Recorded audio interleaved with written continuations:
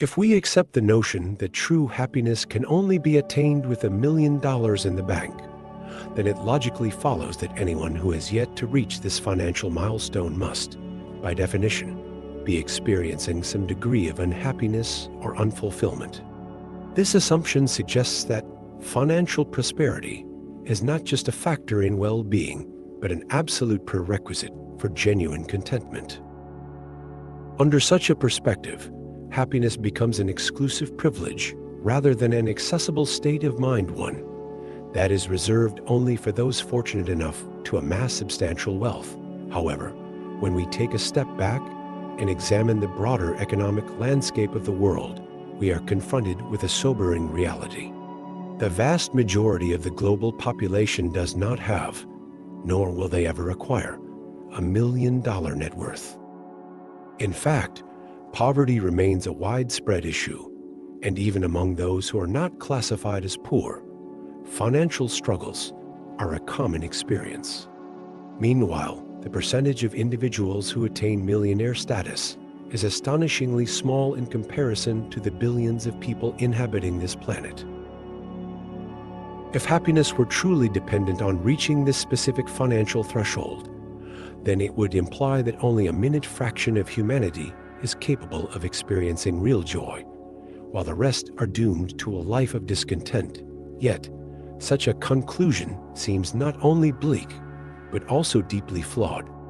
Countless individuals who lack immense wealth still find profound happiness in their daily lives through meaningful relationships, personal achievements, and simple pleasures. Likewise, history and psychology have shown that even those who accumulate vast fortunes are not necessarily immune to feelings of emptiness or dissatisfaction. This challenges the idea that happiness is purely a financial equation. While financial security can certainly alleviate stress and provide comfort, it is likely that the true essence of happiness lies beyond mere numbers in a bank account. Perhaps fulfillment is found not in the relentless pursuit of wealth, but in the ability to appreciate life's intangible riches: love, purpose, connection, and a sense of inner peace. Let us imagine that we long for happiness, believing that we cannot feel truly fulfilled until we have fully attained this elusive state of mind. Despite any successes or comforts we may have already achieved, a lingering sense of incompleteness remains, as though happiness is still just out of reach. Now, suppose that on our journey toward this ideal, we have managed to accumulate $100,000, a sum that, for many people, would be considered substantial, even life-changing. To some, this amount might symbolize security, opportunity, or even success. Yet, in the context of our own self-imposed standard for happiness, it is not enough. By our own definition, we are still lacking. We are still in deficit. If we have decided that true happiness requires a full $1 million, then despite our progress, we remain $900,000 away from our goal. In a sense, rather than feeling wealthy or accomplished, we might feel as though we are in a state of financial debt to our own expectations. No matter how much we save or earn, as long as we fall short of this arbitrary threshold, we might continue to see ourselves as incomplete, unfulfilled, or even unsuccessful. This perspective highlights a profound paradox. The closer we get to our goal, the more aware we become of the gap that still separates us from it. Instead of appreciating how far we have come, we may fixate on how far we still have to go. And if happiness is always defined by a future milestone rather than a present reality, then it risks becoming an ever-receding horizon, something we chase but never quite reach. Yet, this raises an important question. Is happiness really something that must be fully paid off before it can be experienced? If we treat it as a financial equation, then we might always feel indebted, always falling short, no matter how much we accumulate. But perhaps true fulfillment does not depend on reaching a specific number at all. Perhaps happiness is not about how much remains to be gained, but about how much we allow ourselves to appreciate what we already have. Being in debt is never a comfortable state to be in. It weighs heavily on our shoulders, constantly reminding us of something we lack, something unfinished, something not yet attained. Debt, in this sense, is not merely a financial burden. It is an emotional and psychological state, a lingering sense of deficiency that keeps us tethered to a desire unfulfilled. As long as we have not yet acquired what we long for, we remain in this unsettled condition, feeling as though we are incomplete, as though there is a void that has yet to be filled. Only when we finally obtain what we seek can this metaphorical debt be paid off, allowing us to experience a sense of resolution, satisfaction, or even peace. However, the nature of what we desire plays a crucial role in determining whether or not we will ever be able to settle this debt. If what we seek is rare, difficult to obtain, or fleeting in its existence, then the process of acquiring it becomes even more arduous. The rarer the object of our desire, the more fiercely it is pursued not just by us, but by others who long for the same thing. Scarcity breeds competition, and competition makes attainment uncertain. Even if we do succeed in securing what we want, the fear of losing it can take hold, preventing us from fully enjoying it. If happiness itself is treated as such a scarce and elusive commodity, something that must be acquired, held onto, and defended, then our experience of it will always be limited. Rather than being a natural state of being, happiness under these conditions becomes conditional, fragile, and subject to external forces. The more we perceive happiness as something rare and difficult to achieve, the more we risk turning it into something we may never truly experience. If we are constantly in pursuit, constantly feeling indebted to our own unmet desires, then we may never allow ourselves the freedom to simply be happy in the present. Perhaps, then, the key to happiness is not in obtaining what is rare, but in redefining our relationship with desire itself, learning to find fulfillment not in scarcity, but in appreciation. Not in acquisition, but in presence. If we allow our level of life satisfaction to depend on things that are difficult to attain, we inevitably set ourselves up for a life filled with stress, dissatisfaction, and a lingering sense of insecurity. By tying our happiness to goals or possessions that are scarce, competitive, or uncertain, we create a state of perpetual tension, always striving, always reaching, yet never quite feeling at peace. We become preoccupied with what we do not yet have, anxious about whether we will ever obtain it, and fearful that even if we do, it may slip away. Instead of feeling content with our present reality, we fixate on an imagined future where everything finally falls into place. However, this future remains elusive, constantly shifting just beyond our grasp. This mindset leads to a cycle of worry. We stress over the possibility of never getting what we desire. We fear losing the things we have already gained, and we agonize over the unpredictability of the future. Will our plans unfold as we hope? Will our efforts pay off? Will we ever reach a point where we can truly relax and feel satisfied? The more we let our sense of fulfillment be dictated by external achievements or material wealth, the more fragile our happiness becomes. It is a precarious way to live, one in which peace of mind is always conditional, dependent on circumstances that may or may not align with our expectations. A far healthier and more sustainable approach is to cultivate a minimalist mindset toward abundance. True abundance does not necessarily mean having everything we desire. It means feeling that we already have enough.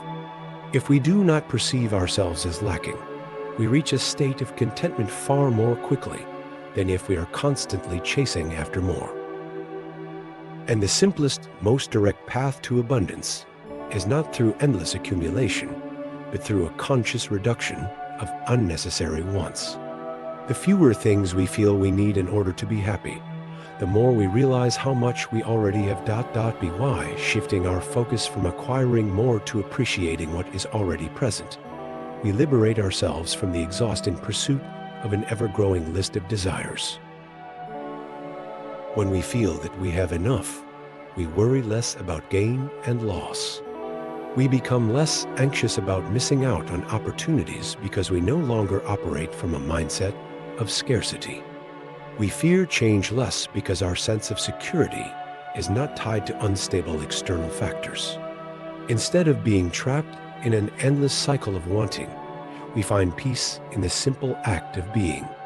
In this way, true wealth is not measured by how much we possess, but by how little we need to feel fulfilled. This video will explore the benefits of finding contentment in simple things, how this mindset can lead to a more relaxed and fulfilling life, and how we can shift our perspective from scarcity to abundance through a minimalist approach, the struggle for happiness. When happiness is perceived as rare or difficult to achieve, we find ourselves in a constant state of striving. The conditions we set for our happiness often revolve around material wealth, financial success, high social status, an ideal romantic partner, or a combination of these factors. Imagine tirelessly working to meet these self-imposed standards, only to be left feeling unfulfilled, because as long as our desires remain unmet, we convince ourselves that happiness is still out of reach. Now, picture finally achieving what we once considered our holy grail of happiness. Instead of feeling secure, we become consumed with the fear of losing what we worked so hard to attain. The thought of happiness slipping away looms over us, and life begins to feel like an exhausting battle to maintain what we have rather than enjoy it. This relentless cycle of desire, attainment, and fear of loss prevents us from ever truly feeling at peace. The paradox of satisfaction. The more specific and rigid our conditions for happiness, the harder it becomes to attain. This is especially true when our happiness is dependent on external factors, elements of life that are constantly shifting and beyond our control. Even the slightest disruption can threaten the fragile foundation of our peace. For example, consider someone who desires a perfect life, the perfect home, the perfect family, the perfect career, the perfect social circle. The list goes on. Their satisfaction hinges on all these conditions being met. But life is rarely perfect.